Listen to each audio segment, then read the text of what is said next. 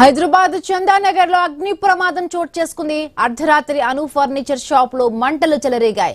Furniture పూర్తిగా కాలి బూడిదైంది. సిబ్బంది ఎవరూ లేకపోవడంతో ఎలాంటి ప్రమాదమూ జరగలేదు. భారీగా ఆస్తి నష్టం జరిగిందని యజమాని రమణారెడ్డి తెలిపారు.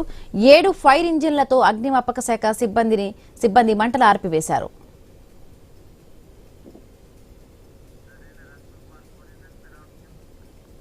చందానగర్ అను ఫర్నిచర్ షాప్ లో భారీగా కూడా అగ్ని ప్రమాదం చోటు చేసుకుంది. రైట్ గా అగ్ని ప్రమాదానికి సంబంధించి మరిన్ని పూర్తి అప్డేట్స్ మా కరెస్పాండెంట్ రత్నకుమార్ అందిస్తారు. రత్నకుమార్, చూస్తున్నాం విజువల్స్ లో కూడా భారీగా కూడా ఎగసి పడుతూ ఉన్నాయి మంటలు. పూర్తిగా మంటలు అదుపులోకి వచ్చాయా?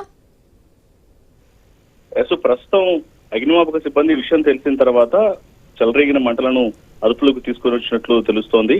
ఇటీవల కాలంలో వరుసగా చందానగర్ కావచ్చు, అలాగే కుకట్పల్లి, జేఎన్టీ పరిసర ప్రాంతాల్లో ఉన్న ఫర్నిచర్ షాపులలో వరుసగా అగ్ని ప్రమాదాలు అనేవి కలకలం సృష్టిస్తూ ఉన్నాయి.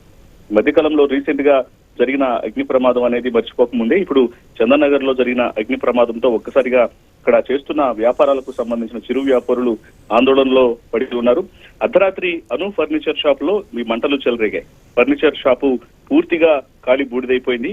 కానీ ఆ సమయంలో సిబ్బంది ఎవరు లేకపోవడంతో, అర్ధరాత్రి సమయం కావడంతో సిబ్బంది ఎవరు లేకపోవడంతో ఎలాంటి ప్రాణ నష్టం అనేది జరగలేదు. అయితే భారీగా ఆస్తి నష్టం జరిగిందని షాపు యజమాని రమణారెడ్డి తెలియజేశారు.